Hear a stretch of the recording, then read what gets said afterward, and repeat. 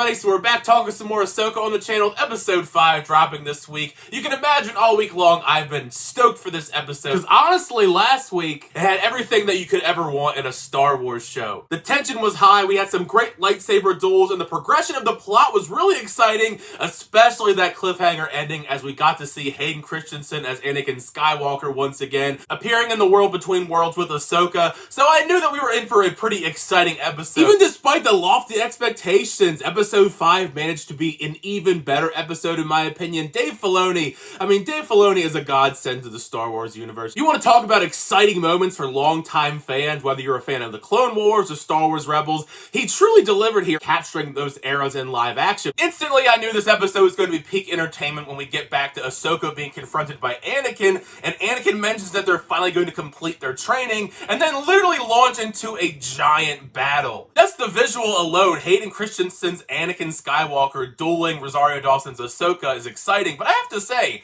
Hayden Christensen is doing a great job returning to the role, not just in this show, but in Obi-Wan Kenobi last year. But this episode, he actually is given a lot more to do, as opposed to the one short scene he had in Obi-Wan Kenobi. I'm not entirely sure how much more they're going to utilize Hayden Christensen as the live-action Anakin Skywalker, but I am down for all these little appearances here and there. Then you have Hera finally touching down on the planet, hoping to find Ahsoka and Sabine, only to find poor Huyang. Huyang actually had me sad in this instance, because we see him just holding Sabine's helmet. One of the best and most emotional elements to me whenever they cut to Hera and Jason and Chopper and all them, is it seems like Jason is going down that Jedi path similar to his father Kanan, because clearly he's Force sensitive to some degree. He senses Ahsoka and Anakin dueling somewhere. He just obviously does not understand a whole lot about his powers because he's never been trained to be a Jedi. He does try and get some assistance on that fact by Huyang, but Huyang shuts him down. But as if the series couldn't get any more cool trying to tie in events from the past,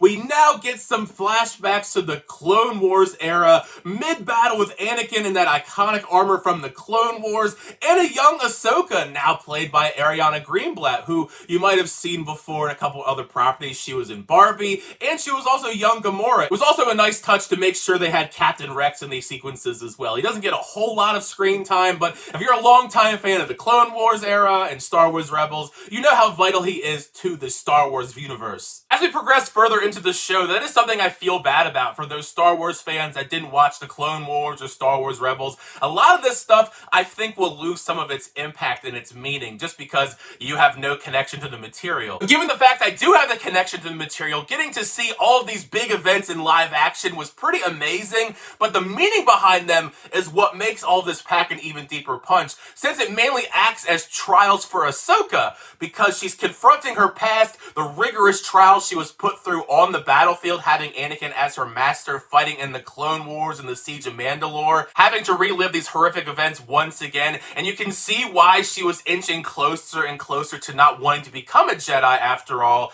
and then you see Anakin make that turn. That's one of the coolest details that they've been showcasing with this show so far, is these little hints of Vader. Of course, we had the theme last week at the very end, and now we're just seeing him switch off and on between Darth Vader on the battlefield and when he's confronting Ahsoka later. It's scary in a lot of different ways, not only just visually because we're seeing Anakin slowly become more and more Sith as he's fighting Ahsoka, but it's the implications and the guilt that Ahsoka has because her master did turn to the dark side and became one of the worst people in the galaxy, Darth Vader. And I feel like you do see those emotions shine through when you see her have to come to terms with all these events with Anakin before she leaves the world between worlds. Thankfully, Ahsoka is saved, however, and she uses that piece of the map to try and figure out what happened with Sabine and also get help from the Purgles on the way. I am loving the usage of the Purgles. It's a Dave Filoni thing, so it's not surprising that they're going to appear once again in an episode that he is all behind. I consider me extra excited for next week, as Ahsoka now is going back on the journey to now save Sabine,